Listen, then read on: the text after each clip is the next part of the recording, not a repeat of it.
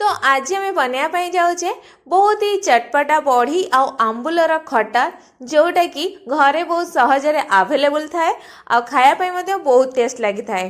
तो एबे कौन करबा ना कड़े को गरम करिकी से 2 ରୁ 3 चामच देदेबा रिफाइन तेल आ तेल टिके गरम हो गला परे एठी मु जेतिकी आमर खटा दरकार से अनुसार मु एठी बीरी बड़ी नहीं आपण चाहिले ता बदल में जेकोसी बड़ी नहीं पारे।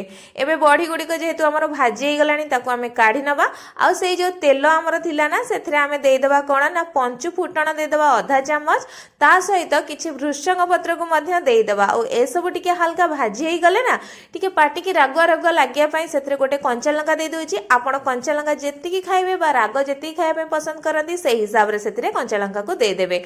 आउ तापर गोटे बड़ साइज रो पियाज को मु बड़ बड़ करके काटिकी रखी लंबा लंबा तो आपड़ टी बड़ बड़ करके रखिले खायापाई भल लगे।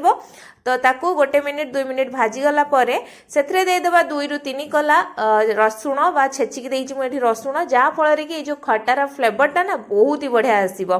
तो याकू 2 मिनिट कषि नेला परे बा भाजी नेला परे सेथरे देदेबा कौन ना गोटे गिना मु पानी देइछि बा गोटे ग्लास पानी देदेबा आ ता देदेबा कौन ना अल्प टिके आंबुल बा जेतिकी आपण खटा खाया पसंद करती से हिसाब से आंबुल को देबे आउ सेथरे देदेबा स्वाद अनुसार लुण आउ याकू फुटिया छाड़देवा 5 मिनिट जमती कि आंबुलटा मध्य से सीझी जाइथिबो।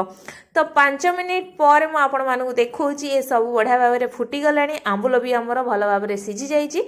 तो एई स्टेज रे आमे जो बड़ी की भाजी की रखिथिले ना एथरे पकेई दबा आउ याकू आउ 5 मिनिट माने मीडियम आंच रे छाड़ी दबा भल भाव में जेमती बड़ीटा आमर सीझी जिवो।